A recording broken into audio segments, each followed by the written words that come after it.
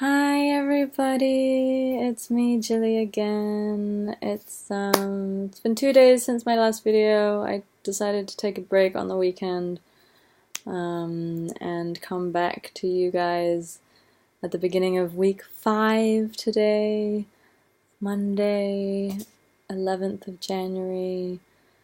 I had radiation this morning, quite early this week. It's at 9:40 in the mornings. It was fine, although I did feel a little bit sick this morning, I have to admit. Not sure exactly why. I did drink quite a large glass in a hurry because I was running late for breakfast of a very strong, potent, healthy juice, and that sometimes on a really empty stomach, gets my stomach going. So I don't know if it was that, or if it's, the chemo or radiation starting to have more of a nausea effect on me now that it's week 5 already. But anyway, so I was in the radiation room, starting to feel the nausea come on. I was like, oh God, because they're about to put this mask on me. So I was like, oh God, if I puke in the mask, that's going to be really gross. But anyway, lots of holes in the mask so I could breathe and taking deep breaths to get through that. So made it through the radiation fine without being sick, but had to run to the toilet afterwards and actually be sick a little bit. Not too much, it was literally just that juice coming up again, so that's why I'm thinking it's really more that than anything else, but then again, I'm not really sure. But I felt great afterwards, totally back to normal, filled up my green tea, and just downed a lot of that for the rest of the day. Had a really nice lunch with an old friend, Ellen, who's flown all the way from Ireland to be with me this week. So very, very, very lucky to have her here. So I had a really nice lunch. And then I had 3 hours of vitamin C infusion today, so that took up most of the afternoon until about 6, and then I went to meet another friend who's just got engaged. Her name's Manu, a very special person because she's my girlfriend who found me my surgeon here in Hong Kong, who's the one that did this amazing job during my surgery, who's left me with hardly any scar. Once my hair grows back, I'm not going to be able to notice anything. I've spoken to a few other people who have had surgery and brain surgery, and they've told me that their hair's grown back, so you can't really see it, but their scar is much more like a trench or like war wound kind of thing. And I have to say that mine's not at all like that. So thanks to Manu, and she's getting engaged, so I'm so happy for her, and we went wedding dress shopping, so that was really exciting. So I had quite a busy day, and then we went out for dinner after that to my favorite vegan, vegetarian restaurant here. So that was lovely, and then I came home and had a nice long Epsom salt bath, which Epsom salts are basically magnesium, and it's another way to refill your body full of magnesium instead of taking more supplements. I'm taking so many already, so taking Epsom salt baths is a great way to relax in the evenings. It relaxes your muscles. It's got many uses, and people are really unknowingly deficient in magnesium. Stress depletes magnesium, so if you're stressed in your job, every day you're losing a bit more magnesium. It's a great book, actually, called The Magnesium Miracle. I think that's the name. I have to check, but I'll come back to you. At the end of the treatment, I'm going to come back with a proper book list for everybody who wants to read more into the subject. Probably not a lot of people, because it can be a little bit depressing for some people. For some reason, I never got depressed from learning more about how to help deal with cancer on a natural level. Never really freaked me out. It just made me feel more comfortable for when I would eventually get cancer, which is freakishly happening right now, or has happened right now.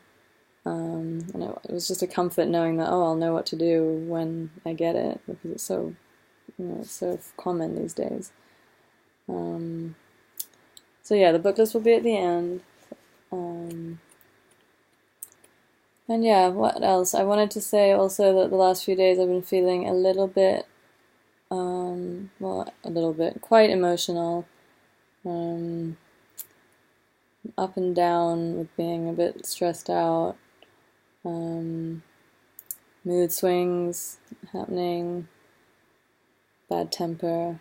I mean, that happens to normal people, but for you ladies, sorry guys, for you men out there, I'm going to talk about lady stuff, but I was supposed to get my period last week, at the end of last week, the day that I saw my oncologist actually, but I didn't get it, and so I'm still waiting for it now.